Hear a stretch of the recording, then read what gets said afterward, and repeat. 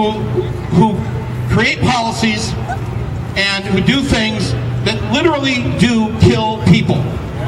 For instance, a congressional committee last month released these figures. They wanted to find out how many Americans die every year because simply for the fact that they don't have health insurance. They didn't go to the doctor because they didn't have insurance. Nearly 45,000 Americans die every year simply because they don't have health insurance. My friends, that is 15 9/11s every single year. A system that is set up to harm our own citizens. A profit-making insurance system. Who said that it is morally correct to make a profit off people when they get sick? How sick is that?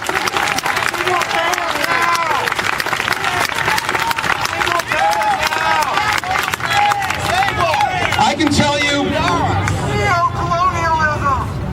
how much money has corporate America made from these two wars. That's right. These two illegal, immoral wars.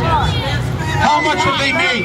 We are still spending over $2 billion a week on these wars. What could we do with that money if it was here in Oakland and Flint, Michigan, and across the country?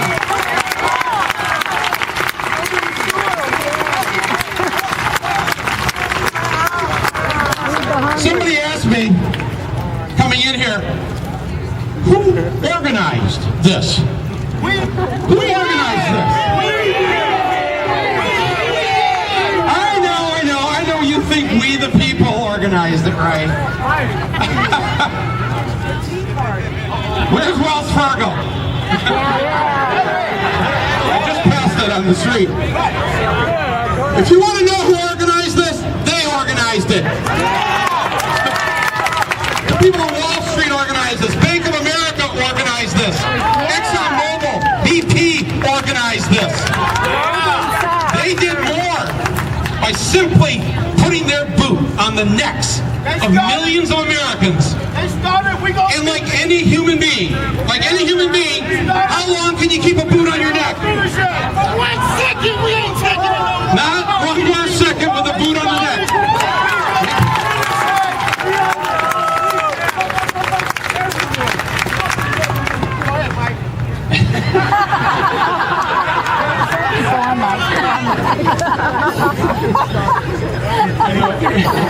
He said it's Oakland style. We're doing this Oakland style.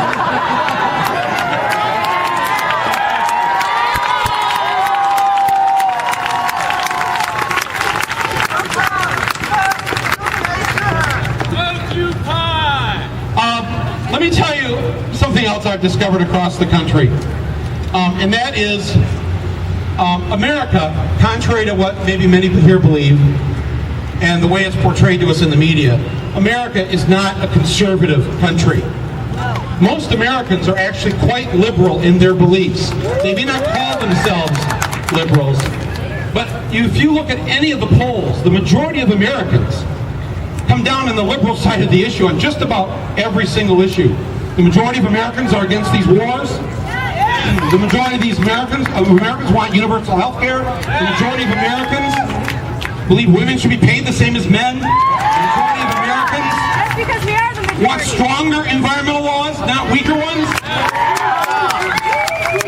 And for the first time last month, in the poll that was taken, for the first time, 54%, the majority of Americans, say they believe gay marriage should be the law of the land.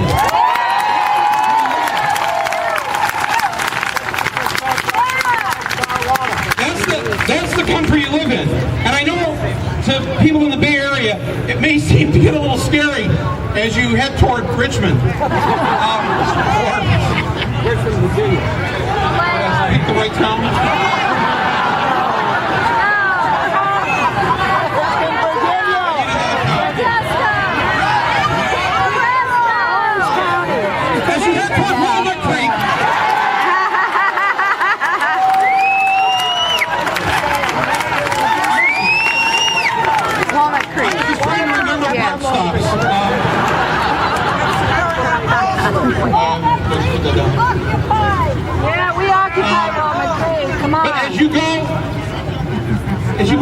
this country you see, that's the country you share, the people out there. That's why they're in. That's why 72% last week said they believe taxes should be raised on the rich. 72%.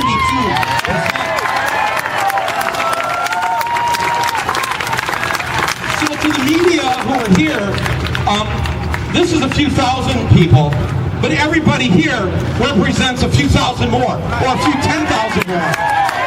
Everybody here. That's how large this is. That's why it can't be stopped. Too many people have been thrown out of their homes. Too many people have had their schools decimated. Getting a proper education. We now live in a country with 40 million adults who are functional illiterates. How did that happen? It benefits those in charge to have an ignorant population. To have a population with 40 million people in it that cannot read and write above a 4th grade level. Who benefits from that? It's like they've set up the schools now to make sure that you can operate the cash register at McDonald's and you know how to greet someone in a sentence with a noun and a verb in it as they come into Walmart. We don't need that. We don't need that. Let me tell you who does know that the people of this country have had it, and that there's a very progressive thread and vein going through this country right now. That's the other side. Wall Street, corporate America, the right wing. They know this is a liberal country. All you have to do is turn on talk radio or Fox News. They're so angry. They're so angry, aren't they? Let me ask you this.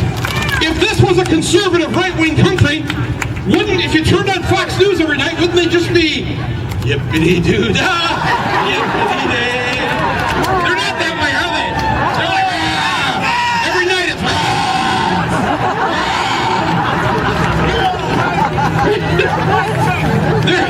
they're just, there's a reason why they want to suppress the vote next year. There's a reason why they're passing laws throughout the country to make it harder for poor people, for senior citizens, for people of color to vote. There's a reason they're doing that. What's the reason? No, it's very simple. They can do math. They know they're in the minority. They know they're in the minority. Otherwise, really, why would you want to suppress the vote if you thought America agreed with you? You wouldn't do that, would you? No. If you believed America was with you, you'd be setting up voting booths in every aisle of every Walmart all across the country. That's not what they're doing. I also want to tell you, especially those of you who've been camping out here, you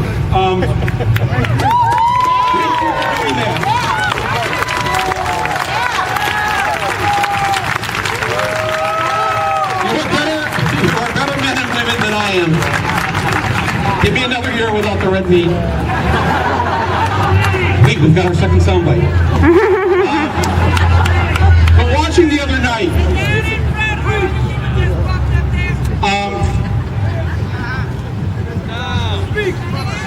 Scott Olson.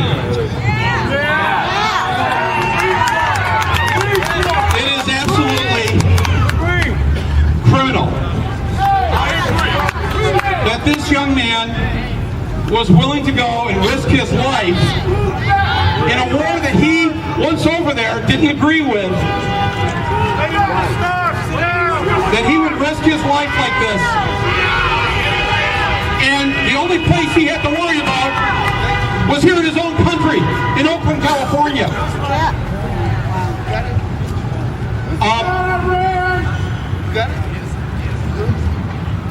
I think, well, one thing we can do for the media who are here is to let them know that we are all Scott Olson. We are all with Scott Olson. We are all Scott Olson.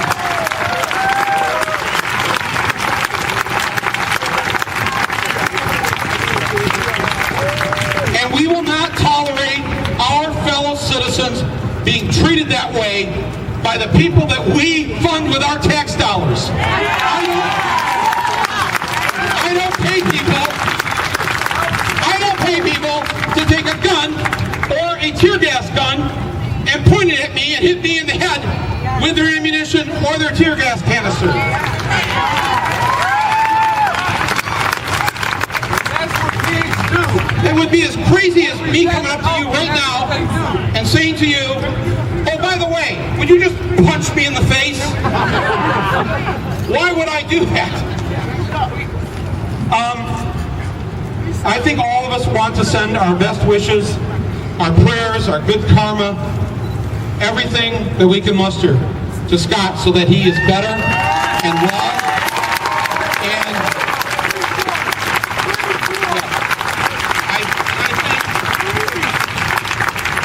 I think that let's have 30 seconds of silence in honor of Scott Olson and our hope that he will recover quickly from his injuries.